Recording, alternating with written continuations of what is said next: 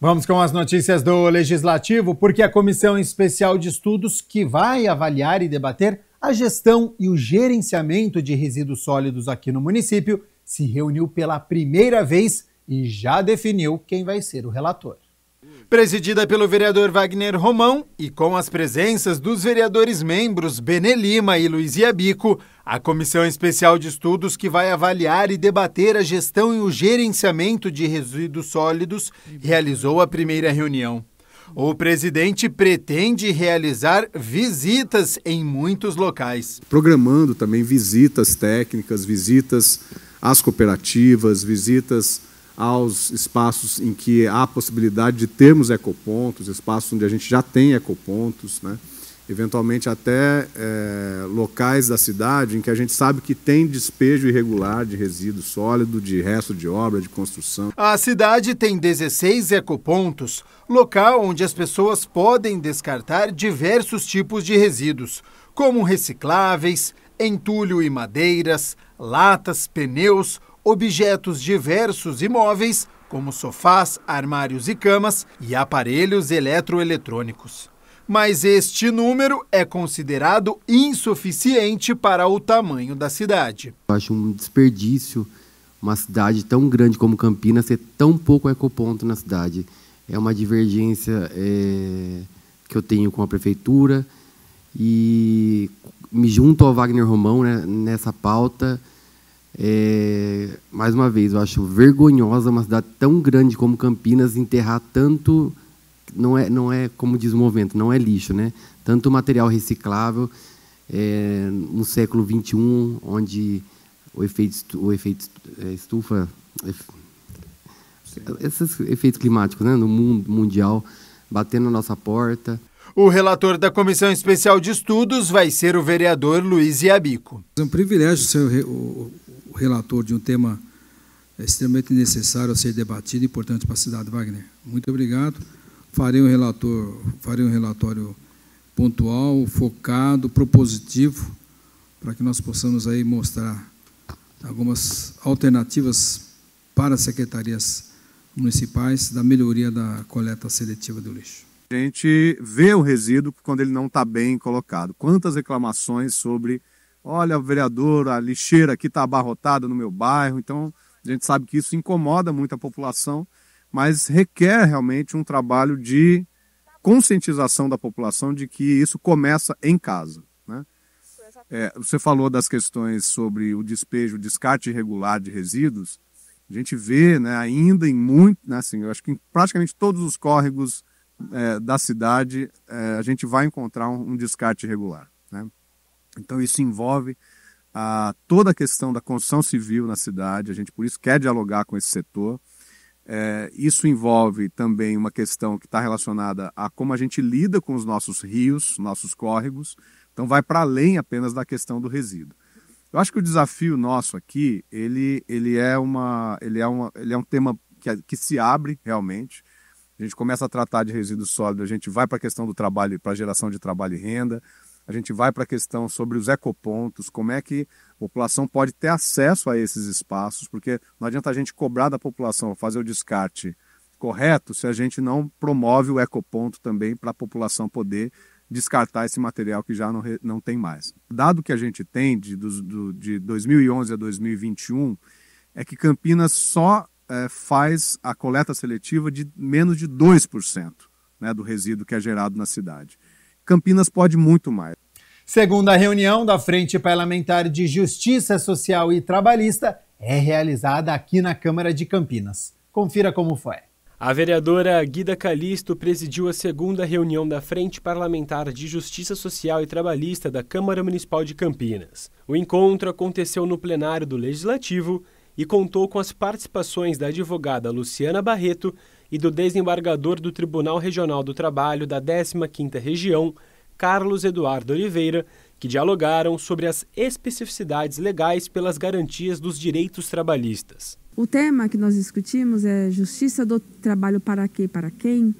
Eu acho que fez uma reflexão, uma abordagem muito interessante. A doutora Luciana aborda quem está hoje discutindo, julgando, debatendo, acolhendo as pautas, as reclamações trabalhistas, né, de que classe social pertence, né, porque, ou seja, a maioria dos juízes são homens, né, brancos, homens que sempre tiveram uma boa condição social, uma boa condição de formação, uma boa educação, enquanto que os trabalhadores que recorrem à justiça do trabalho são aqueles e aquelas, né, são mulheres mais vulneráveis que buscam pleiteando pagamento de horas extras, verbas rescisórias, assédio moral, enfim. Então, ela fez toda essa discussão. O TST, em 2024, trouxe um relatório geral da Justiça do Trabalho, e ele traz os números do judiciário trabalhista, né? Já melhoramos muito em relação às mulheres como juízas, né? Juízas de primeira instância. Hoje, está 50% de juízes e juízas, segundo o relatório, e a gente tem visto mesmo um grande número de juízas na primeira instância. O relatório ele não traz a questão da raça, tá? Então, mas a gente sabe que a boa parte dos juízes são brancos, né?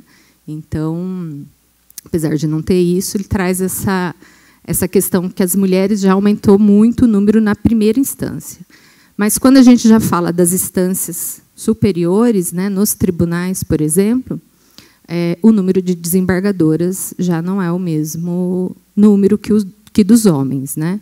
Hoje, na segunda instância, de todos os tribunais, né, são 567 cargos, sendo 58% de desembargadores e 42% de desembargadoras. E aí, quando a gente fala no TST, que é o Tribunal Superior do Trabalho, né, que é um número bem mais restrito de ministros, né, somente 7 são ministras, né, de 27, 20 são homens e 7 são mulheres.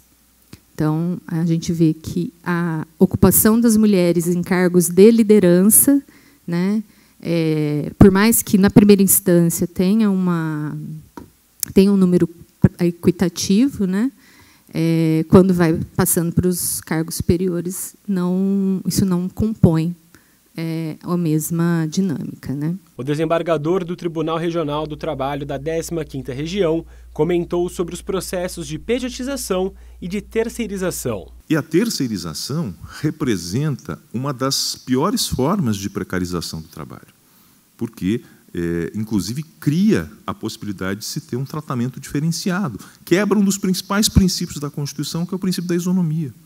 Eu posso ter 2 pessoas trabalhando na mesma empresa, uma terceirizada e outra não, com direitos completamente diferentes. E isso é uma das coisas que acontece com essa universalização da terceirização. E, claro, a questão da pejotização, esta tendência que se desenha de o Supremo vir a julgar que é lícita a pejotização do trabalho, dito de outra maneira, né, para se entender melhor. É lícito que eu contrate alguém para trabalhar para mim, não como CLT, como determina a própria CLT e vem de toda a nossa história de regulação do trabalho, mas como um prestador de serviços autônomo ou escondido atrás de uma MEI ou de uma outra conformação qualquer.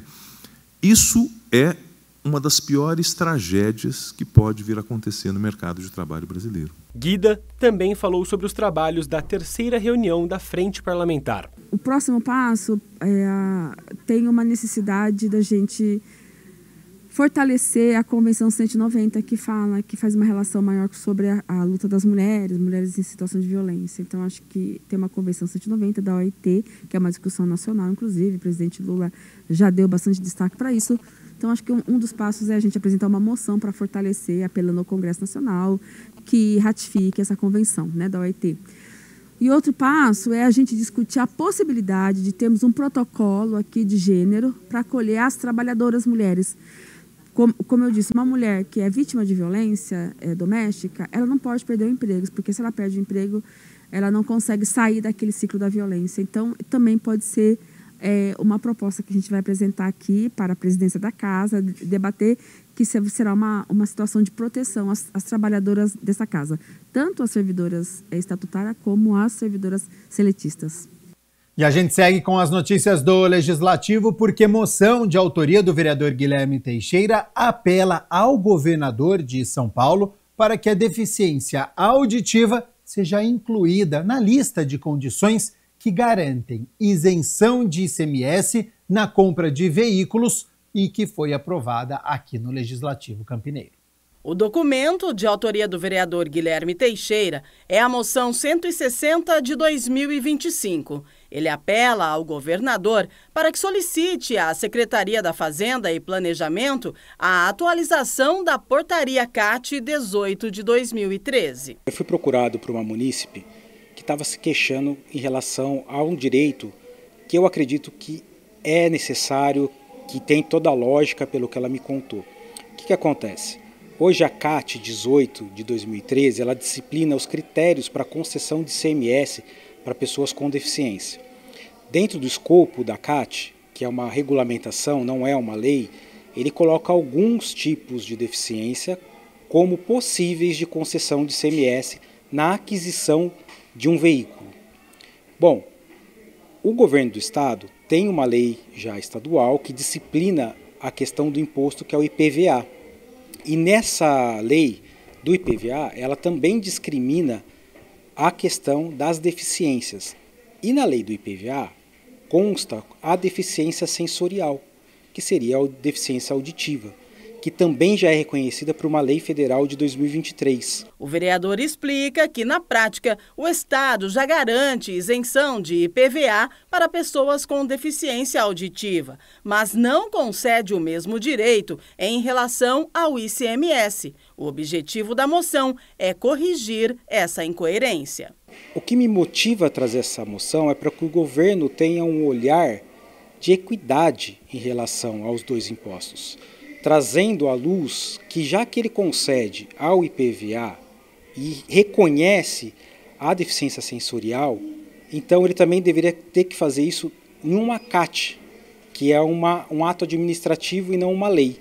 Que não tem, ela só disciplina como será concedido, a quem será concedido o benefício.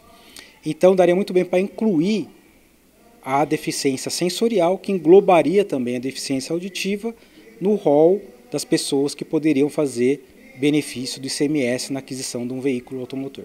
Uma moção, quando aprovada no Legislativo, representa a opinião oficial dos vereadores sobre determinado assunto. Para o autor da proposta, essa aprovação reforça a relevância do tema e a necessidade de dar voz às demandas da população. A Câmara ela tem um olhar atento a isso.